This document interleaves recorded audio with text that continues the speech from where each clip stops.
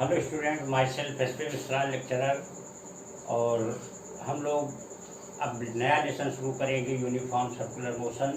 Circular motion की एक बड़ी खासियत ये होती है कि सर्कुलर मोशन का तो कोई बॉडी अगर सर्किल में मूव कर रही है और यूनिफॉर्म स्पीड है, अगर स्पीड यूनिफॉर्म है लेकिन सर्कुलर मोशन कर रही है तो उसकी वेलोसिटी कंटिन्यूअसली चेंज हो रही होगी। क्यों चेंज हो रही होगी? क्योंकि जब यहाँ पे होगी तो उसकी वेलोसिटी का डायरेक्शन ये होगा, यहाँ पे होगी तो डायरेक्शन ये होगा, यहाँ पे होगी तो डायरेक्शन ये होगा, यहाँ पे होगी तो डायरेक्शन ये होगा, यहाँ पे होगी तो डायरेक्शन ये होगा। मीन्स बॉडी जब सर्किल में घूम रही होगी तो इसकी स्पीड तो कांस्टेंट है लेकिन डायरेक्शन कंटिन्यूअसली चेंज हो रहा है। तो डायरेक्शन चेंज होने की वजह से उसकी वेलोसिटी कंटिन्यूअसली वेरी कर रही होगी। तो अगर सर्कुलर मोशन है, दैट मे बी स्पीड में भी constant or variable but velocity will be continuously changing. लेकिन अगर वो यूनिफॉर्म सर्कुलर मोशन है तो स्पीड तो कांस्टेंट होगी लेकिन वेलोसिटी जो होती है उसकी कंटिन्यूअसली वेरी कर रही होगी। साथ में एक चीज और, अगर सर्कुलर मोशन के विषय में देखा जाए, मान लीजिए किसी टाइम ए पे अगर कोई बॉडी है सर्कुलर मोशन कर रही है आर रेडियस पे, टी टाइम पे अगर यहाँ पे पहुंच जा रही बी पे, तो दो टाइप के इसमें डिस्प्लेसमेंट हो रहे हैं। एक तो ये डिस्प्लेसमेंट हो रहा है जिसको लीनियर डिस्प्लेसमेंट बोलेंगे, थीटा जो कि एंगुलर डिस्प्लेसमेंट हो रहा है इसको लीनियर बोलेंगे, और ये जो होगा ये हमारा एंगुलर होगा। कहने का मतलब बॉडी अगर सर्कुलर मोशन कर रही है तो इसमें एक साथ दो टाइप के डिस्प्लेसमेंट हो रहे हैं, एक एंगुलर डिस्प्लेसमेंट हो रहा है, एक लीनियर डिस्प्लेसमेंट हो रहा है। और एक रिलेशन हम जानते हैं कि angle equal to arc upon radius, means theta arc हमारा एस है अपॉन रेडियस आर है, s equal to r theta.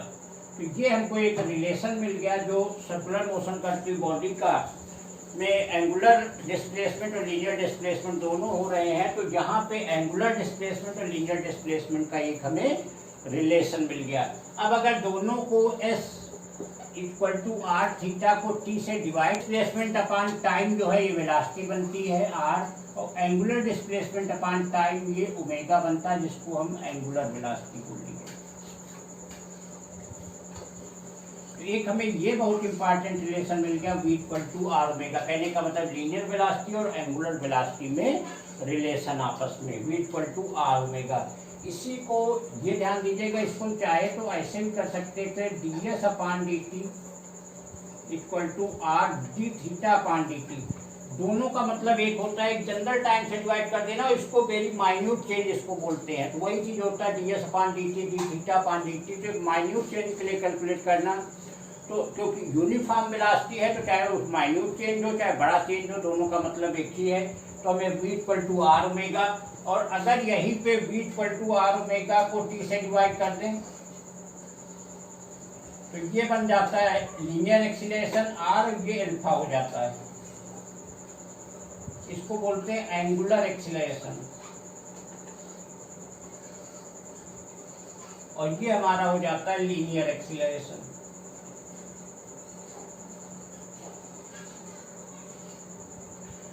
तो पहले तो तीन टाइप के हमको रिलेशन मिले, एक लीनियर डिस्प्लेसमेंट एंगुलर डिस्प्लेसमेंट में, एक लीनियर वेलोसिटी एंगुलर वेलोसिटी, और एक लीनियर एक्सीलरेशन और एक एंगुलर एक्सीलरेशन में।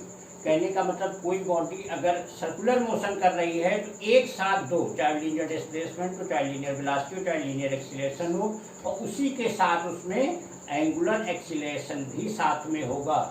और इसी तरीके से इस तीन टाइप के आपस में पैरेलल इसमें वर्क करते रहेंगे। अगर कोई बॉडी जो है वो लीनियर सर्कुलर मोशन में है तो चाहे यूनिफॉर्म हो या ना हो, तीनों टाइप के चेंज कंटिन्यूअसली होते रहेंगे। अगर यूनिफॉर्म है तब भी ये तीनों चेंज आपस में होते रहेंगे। अब एक चीज देखते हैं, सेंट्रीपिटल एक्सीलरेशन देखते हैं। अगर कोई बॉडी यूनिफॉर्म सर्कुलर मोशन में है तो अभी हम लोगों ने यूनिफॉर्म सर्कुलर मोशन में उसमें देखा कि उस बॉडी की जो स्पीड है कांस्टेंट है लेकिन वेलोसिटी जो है कंटिन्यूअसली वेरी कर रही है।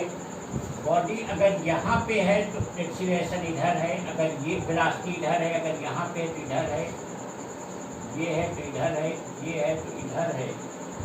तो यहाँ से सीधे एक बात को ध्यान से समझिएगा। देखिए यहाँ पे पहले वेलोसिटी इधर थी, फिर कॉन्टिन्यूअसली क्या हो रही है, इधर से इस तरफ हुई, ऐसे हो गई, फिर ऐसे हो गई, फिर ऐसे हो गई, फिर ऐसे हो गई।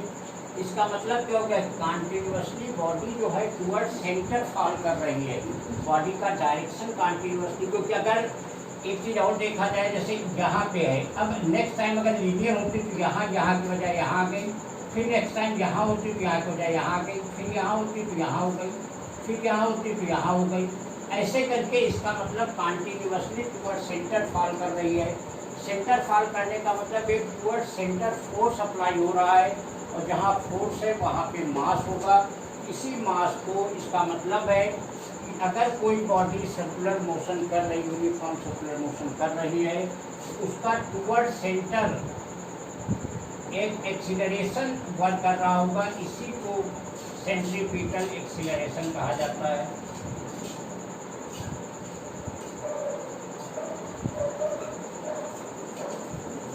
और इसको VC से लिखा जाता है, और ये V²/R के बराबर होता है। और अगर V की जगह अभी हम लोगों ने पढ़ा R ओमेगा होता है, मीन्स R² ओमेगा²/R, R से R कैंसिल हो गया, तो VC की वैल्यू आ जाएगी ओमेगा² R के बराबर, ये हो जाएगी। अब अगर जहाँ एक्सीलरेशन है वहाँ फोर्स होगा, एक इसी में आ जाता है सेंट्रीपिटल फोर्स।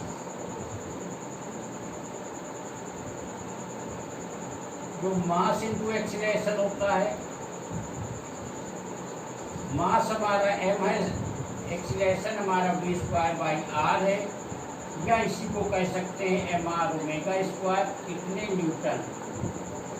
इसका क्या मतलब हुआ कि अगर कोई body uniform circular motion circle में अगर मूव कर रही है तो टुवर्ड सेंटर एक फोर्स लगता है, और ये सेंट्रीपिटल फोर्स कहलाता है। सेंटर, और उसकी वैल्यू mV²/R mR ओमेगा² के बराबर होती है।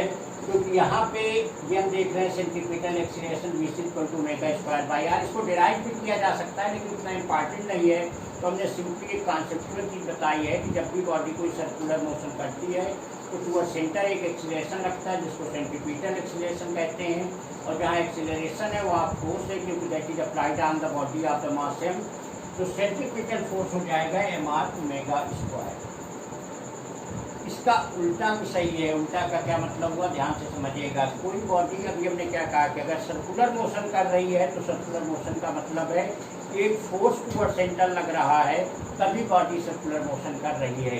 इसका मतलब अगर किसी बॉडी को सर्किल में मूव करना है तो सेंटर की तरफ फोर्स लगना जरूरी है। सेंटर की तरफ फोर्स नहीं लगेगा तो बॉडी जो है सर्कुलर मोशन नहीं करेगी।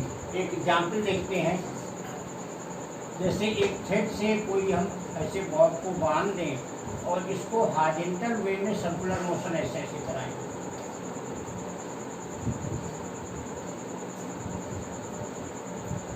इस तरीके से। अब देखिए, अगर बॉल ऐसे करके ऊपर रही तो टेंशन ऊपर हो जाएगी, mg नीचे लगेगा। और अगर ये थीटा है तो इसका एक ये कंपोनेंट t cos थीटा हो जाएगा, और ये कंपोनेंट t sin थीटा के बराबर हो जाएगा। t cos थीटा हमारा क्या करेगा, ये mg को बैलेंस करेगा, और t sin थीटा हमारा क्या करेगा, mv²/R प्रोवाइड करेगा। ये हमारा फर्स्ट हो गया, ये हमारा सेकंड हो गया। तो अगर फर्स्ट अपॉन सेकंड कर दें तो क्या मिल जाएगा, tan थीटा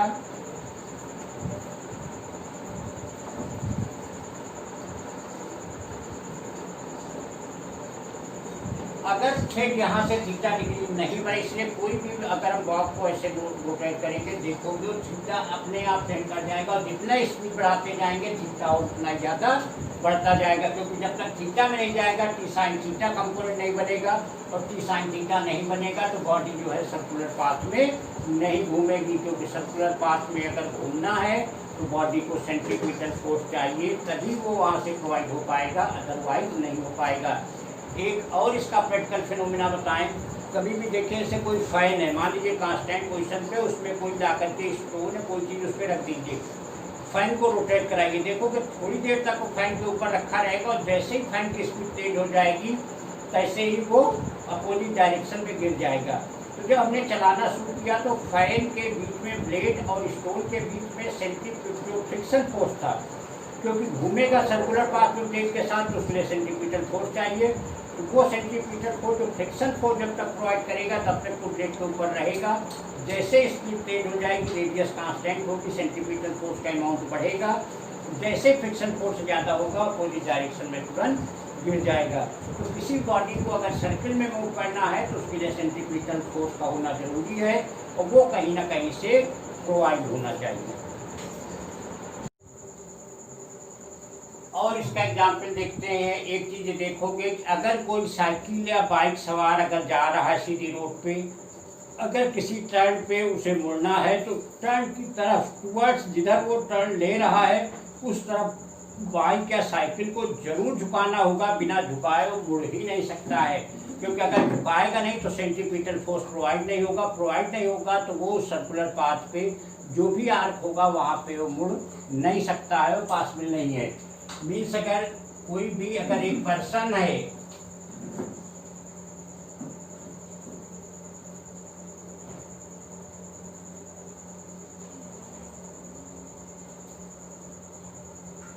अगर इस तरीके से जा रहा है तो सीधे इसका रिएक्शन ऊपर की ओर होगा और mg नीचे एक्ट होगा। अगर ये सीधे सीधे क्रॉस करेगा तो ये सर्कुलर पाथ पे नहीं टर्न कर सकता है। अब अगर इसको सर्कुलर पाथ पे इस तरीके से टर्न करना है तो इसको अपनी साइकिल को या बाइक को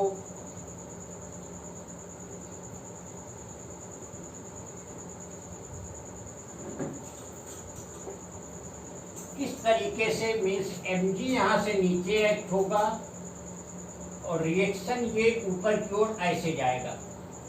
झुकाना मस्ट है, झुकाएगा नहीं तो सर्कुलर पाथ पे मुड़ नहीं सकता। इससे फायदा क्या होगा, एक कंपोनेंट ये अगर यहाँ से थीटा है तो ये r cos थीटा हो जाएगा और एक टुवर्ड्स इधर आ जाएगा r sin थीटा हो जाएगा। अब हमारा r cos थीटा क्या करेगा, फिर से वही चीज़ है, mg को बैलेंस करेगा, वेट को बैलेंस करेगा और r sin थीटा क्या करेगा, ये सेंट्रीफ्यूगल फोर्स प्रोवाइड करेगा। और फिर से अगर tan थीटा की वैल्यू v² /rg के बराबर हो जाएगी। थीटा भी एक लिमिटेड, अभी इसको हम लोग बाद में डिस्कस करेंगे कि थीटा में आप क्यों कैलकुलेट कर रहे हैं। तो इसका मतलब क्या हुआ कि जब तक वो झुकाएगा नहीं, इधर लीन नहीं होगा टुवर्ड्स द कर्व, तब तक वो सर्कुलर पाथ पे मूव नहीं कर सकता है। अब यहाँ पे एक बात आती है, मान लीजिए बाइक की बात हुई, साइकिल की बात हुई, वो तो चलिए झुक सकती है, लेकिन अगर कोई कार है, बस है, ट्रक है, अगर ये रोड पे चल रहा तो इसे तो झुकाना पॉसिबल नहीं। इसलिए जब भी हाईवे पे देखिए तो हाईवे पे हमेशा ही जहाँ पे सर्कुलर पाथ होता है वहाँ को रोड को थोड़ा सा टुवर्ड द सर्कुलर पाथ लीन कर दिया जाता है। मीन्स रोड को कुछ ऐसे बना दिया जाता है, ये ऐसे, यहाँ से थोड़ा सा गाड़ी को रोड को लीन कर दिया जाता है कि अपने आप ही गाड़ी थोड़ा सा टुवर्ड सेंटर जो है झुक जाएगी और उससे सेंट्रीफ्यूगल फोर्स मिल जाएगा।